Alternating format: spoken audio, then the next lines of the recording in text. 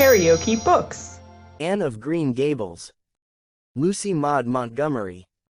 Audiobook. Chapter 31. Where the Brook and River Meet. Anne had her good summer and enjoyed it wholeheartedly. She and Diana fairly lived outdoors, reveling in all the delights that Lover's Lane and the Dryad's Bubble and Willowmere and Victoria Island afforded.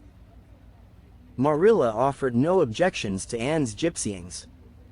The Spencervale doctor who had come the night Minnie May had the croup met Anne at the house of a patient one afternoon early in vacation, looked her over sharply, screwed up his mouth, shook his head, and sent a message to Marilla Cuthbert by another person. It was, "Keep that red-headed girl of yours in the open air all summer and don't let her read books until she gets more spring into her step." This message frightened Marilla wholesomely.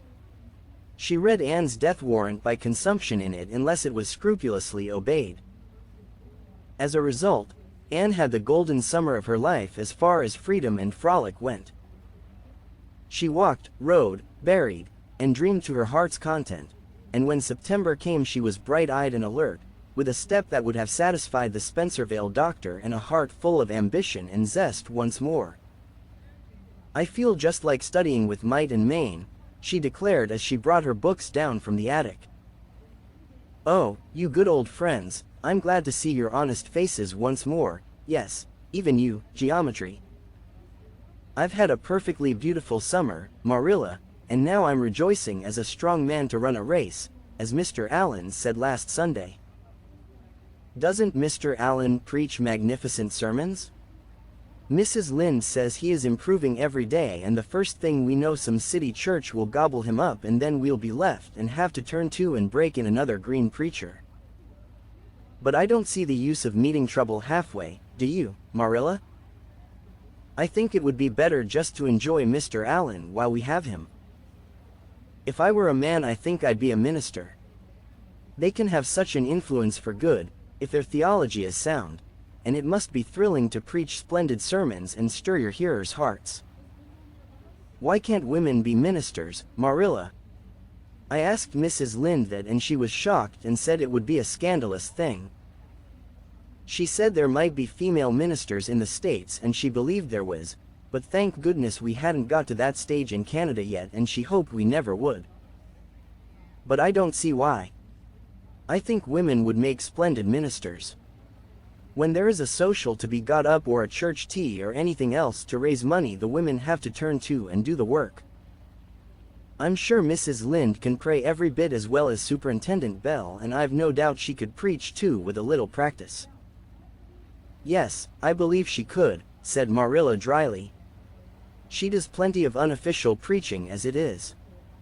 Nobody has much a chance to go wrong in Avonlea with Rachel to oversee them." "Marilla," said Anne in a burst of confidence, "I want to tell you something and ask you what you think about it. It has worried me terribly, on Sunday afternoons, that is, when I think specially about such matters. I do really want to be good, and when I'm with you or Mrs. Allen or Miss Stacy I want it more than ever and I want to do just what would please you and what you would approve of. But mostly when I'm with Mrs. Lynde I feel desperately wicked and as if I wanted to go and do the very thing she tells me I oughtn't to do. I feel irresistibly tempted to do it. Now, what do you think is the reason I feel like that? Do you think it's because I'm really bad and unregenerate?" Marilla looked dubious for a moment. Then she laughed. "If you are I guess I am too, Anne, for Rachel often has that very effect on me. I sometimes think she'd have more of an influence for good, as you say yourself, if she didn't keep nagging people to do right. There should have been a special commandment against nagging. But there, I shouldn't talk so. Rachel is a good Christian woman and she means well. There isn't a kinder soul in Avonlea and she never shirks her share of work." "I'm very glad you feel the same," said Anne decidedly. "It's so encouraging. I shan't worry so much over that after this. But I dare say there'll be other things to worry me. They keep coming up new all the time, things to perplex you, you know. You settle one question and there's another right after. There are so many things to be thought over and decided when you're beginning to grow up. It keeps me busy all the time thinking them over and deciding what is right. It's a serious thing to grow up, isn't it, Marilla? But when I have such good friends as you and Matthew and Mrs. Allen and Miss Stacy, I ought to grow up successfully, and I'm sure it will be my own fault if I don't. I feel it's a great responsibility because I have only the one chance. If I don't grow up right, I can't go back and begin over again. I've grown 2 inches this summer, Marilla. Mr. Gillis measured me at Ruby's party. I'm so glad you made my new dresses longer. That dark green one is so pretty, and it was sweet of you to put on the flounce. Of course I know it wasn't really necessary, but flounces are so stylish this fall, and Josie Pye has flounces on all her dresses. I know I'll be able to study better because of mine. I shall have such a comfortable feeling deep down in my mind about that flounce. It's worth something to have that, admitted Marilla. Miss Stacy came back to Avonlea School and found all her pupils eager for work once more. Especially did the Queen's class gird up their loins for the fray, for at the end of the coming year, dimly shadowing their pathway already, loomed up that fateful thing known as the entrance, at the thought of which one and all felt their hearts sink into their very shoes. Suppose they did not pass. That thought was doomed to haunt Anne through the waking hours of that winter, Sunday afternoons inclusive, to the almost entire exclusion of moral and theological problems. When Anne had bad dreams, she found herself staring miserably at pass lists of the entrance exams, where Gilbert Blythe's name was blazoned at the top and in which hers did not appear at all. But it was a jolly, busy, happy, swift-flying winter. Schoolwork was as interesting, class rivalry as absorbing, as of yore. New worlds of thought, feeling, and ambition, fresh, fascinating fields of unexplored knowledge seemed to be opening out before Anne's eager eyes. Hills peeped o'er hill and Alps on Alps arose. Much of all this was due to Miss Stacy's tactful, careful, broad-minded guidance. She led her class to think and explore and discover for themselves, and encouraged straying from the old beaten paths to a degree that quite shocked Mrs. Lynde and the school trustees, who viewed all innovations on established methods rather dubiously. Apart from her studies, Anne expanded socially, for Marilla, mindful of the Spencervale doctor's dictum, no longer vetoed occasional outings. The debating club flourished and gave several concerts. There were 1 or 2 parties almost verging on grown-up affairs. There were sleigh drives and skating frolics galore. Between times Anne grew, shooting up so rapidly that Marilla was astonished one day, when they were standing side by side, to find the girl was taller than herself. "Why, Anne, how you've grown," she said, almost unbelievingly. A sigh followed on the words. Marilla felt a queer regret over Anne's inches. The child she had learned to love had vanished somehow, and here was this tall, serious-eyed girl of 15, with the thoughtful brows and the proudly poised little head, in her place. Marilla loved the girl as much as she had loved the child, but she was conscious of a queer, sorrowful sense of loss. And that night, when Anne had gone to prayer meeting with Diana, Marilla sat alone in the wintry twilight and indulged in the weakness of a cry. Matthew, coming in with a lantern, caught her at it and gazed at her in such consternation that Marilla had to laugh through her tears. "I was thinking about Anne," she explained. "She's got to be such a big girl, and she'll probably be away from us next winter. I'll miss her terrible. She'll be able to come home often," comforted Matthew, to whom Anne was as yet and always would be the little, eager girl he had brought home from Bright River on that June evening 4 years before. "The branch railroad will be built to Carmody by that time.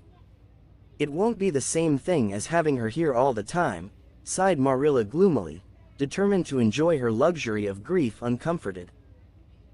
But men can't understand these things. There were other changes in Anne no less real than the physical change. For one thing, she became much quieter.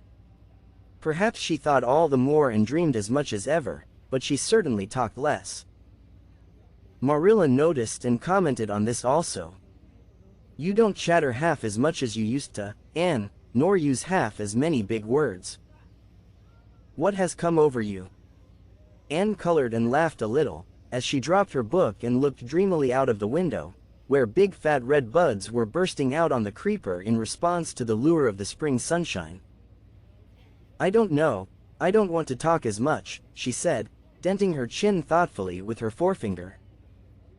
It's nicer to think dear, pretty thoughts and keep them in one's heart, like treasures.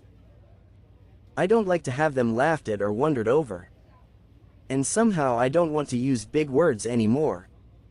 It's almost a pity, isn't it, now that I'm really growing big enough to say them if I did want to. It's fun to be almost grown up in some ways, but it's not the kind of fun I expected, Marilla. There's so much to learn and do and think that there isn't time for big words. Besides, Miss Stacy says the short ones are much stronger and better. She makes us write all our essays as simply as possible. It was hard at first. I was so used to crowding in all the fine big words I could think of, and I thought of any number of them. But I've got used to it now and I see it's so much better. What has become of your story club? I haven't heard you speak of it for a long time. The story club isn't in existence any longer. We hadn't time for it, and anyhow I think we had got tired of it. It was silly to be writing about love and murder and elopements and mysteries. Miss Stacy sometimes has us write a story for training in composition, but she won't let us write anything but what might happen in Avonlea in our own lives, and she criticizes it very sharply and makes us criticize our own too. I never thought my compositions had so many faults until I began to look for them myself. I felt so ashamed I wanted to give up altogether, but Miss Stacy said I could learn to write well if I only trained myself to be my own severest critic. And so I am trying to. You've only 2 more months before the entrance, said Marilla. Do you think you'll be able to get through? Anne shivered. I don't know. Sometimes I think I'll be all right, and then I get horribly afraid. We've studied hard and Miss Stacy has drilled us thoroughly, but we mayn't get through for all that. We've each got a stumbling block. Mine is geometry, of course, and Jane's is Latin, and Ruby and Charlie's is algebra, and Josie's is arithmetic. Moody Spurgeon says he feels it in his bones that he is going to fail in English history. Miss Stacy is going to give us examinations in June just as hard as we'll have at the entrance and mark us just as strictly, so we'll have some idea. I wish it was all over, Marilla. It haunts me. Sometimes I wake up in the night and wonder what I'll do if I don't pass. Why, go to school next year and try again, said Marilla unconcernedly. Oh, I don't believe I'd have the heart for it. It would be such a disgrace to fail, especially if the others passed. And I get so nervous in an examination that I'm likely to make a mess of it. I wish I had nerves like Jane Andrews. Nothing rattles her. Anne sighed and, dragging her eyes from the witcheries of the spring world, the beckoning day of breeze and blue, and the green things upspringing in the garden, buried herself resolutely in her book. There would be other springs, but if she did not succeed in passing the entrance, Anne felt convinced that she would never recover sufficiently to enjoy them. If you liked what you heard, please subscribe to the channel.